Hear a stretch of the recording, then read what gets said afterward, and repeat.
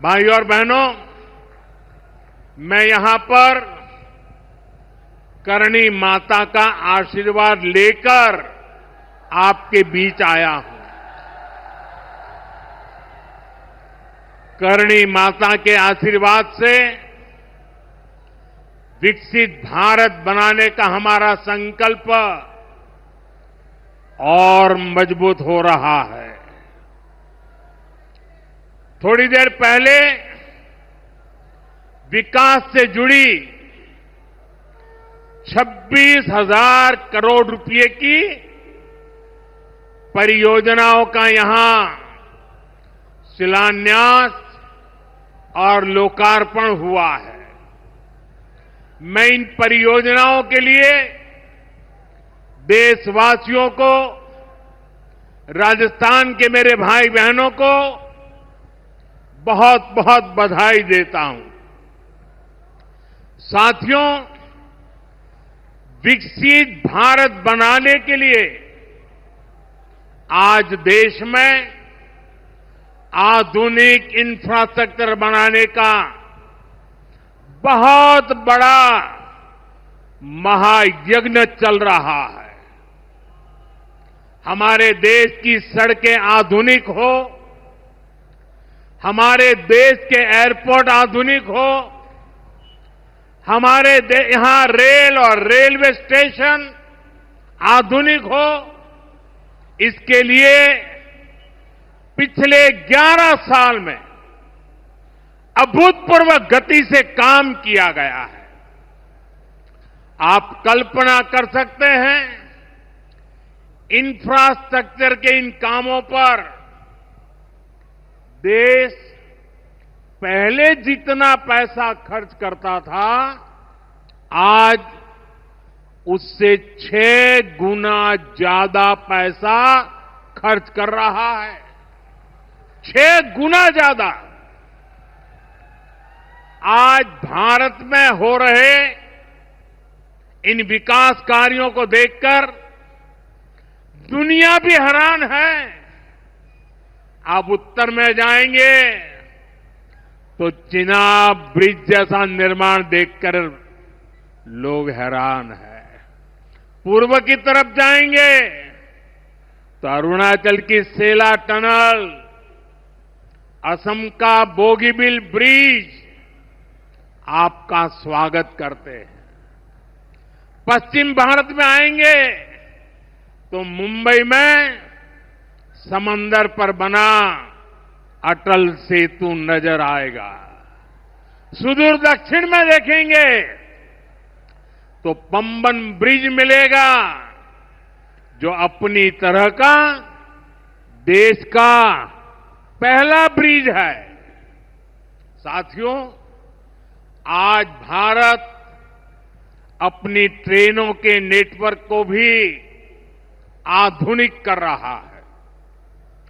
ये वंदे भारत ट्रेनें, अमृत भारत ट्रेनें, नमो भारत ट्रेनें, ये देश की नई गति और नई प्रगति को दर्शाती है। अभी देश में करीब 70 रूट पर वंदे भारत ट्रेनें चल रही है। इससे दूर सुदूर के इलाकों में भी आधुनिक रेल पहुंची है। बीते 11 साल में सैकड़ों रोड ओवरब्रिज और रोड अंडरब्रिज का निर्माण किया गया है। 34,000 किलोमीटर से ज्यादा के नए रेल ट्रैक बिछाए गए हैं। अब ब्रॉडगेज लाइनों पर मानव रहित क्रॉसिंग, वो बात इतिहास बन चुकी है, खत्म हो चुकी है। हम मालगाड़ियों के लिए अलग से स्पेशल पटरियां, डेडिकेटेड फ्रेट कॉरिडोर का काम भी तेजी से पूरा कर रहे हैं। देश के पहले बुलेट ट्रेन प्रोजेक्ट पर काम चल रहा है और इन सबके साथ ही हम एक साथ देश के करीब 1300 से अधिक रेलवे स्टेशनों को भी आधुनिक बना रहे हैं। साथियों, आधुनिक हो रहे इन रेलवे स्टेशनों को देश ने अमृत भारत स्टेशन का नाम दिया है। आज इनमें से 100 से अधिक अमृत भारत स्टेशन बनकर के तैयार हो गए हैं। सोशल मीडिया पर भी लोग देख रहे हैं कि इन रेलवे स्टेशनों का पहले क्या हाल था और अब कैसे इनकी तस्वीर बदल गई है। साथियों, विकास भी विरासत भी इस मंत्र का इन अमृत भारत रेलवे स्टेशनों पर उसका नजारा साफ साफ दिखाई देता है। ये स्थानीय कला और संस्कृति के भी नए प्रतीक है।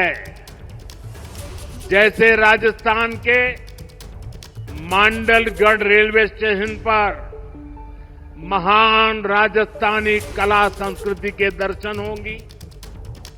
बिहार के थावे स्टेशन पर मां थावे वाली के पावन मंदिर और मधुबनी चित्रकला को दर्शाया गया है। मध्य प्रदेश के ओरछा रेलवे स्टेशन पर आपको भगवान राम की आभा का एहसास होगा। श्रीरंगम स्टेशन का डिजाइन भगवान श्री रंगनाथ स्वामी जी के मंदिर से प्रेरित है। गुजरात का डाकोर स्टेशन रणछोड़राय जी से प्रेरित है। तिरुवन्नामलई स्टेशन द्राविड़ वास्तुकला के अनुसार डिजाइन किया गया है। बेगमपट स्टेशन पर आपको काकतीय साम्राज्य के समय का आर्किटेक्चर देखने को मिलेगा।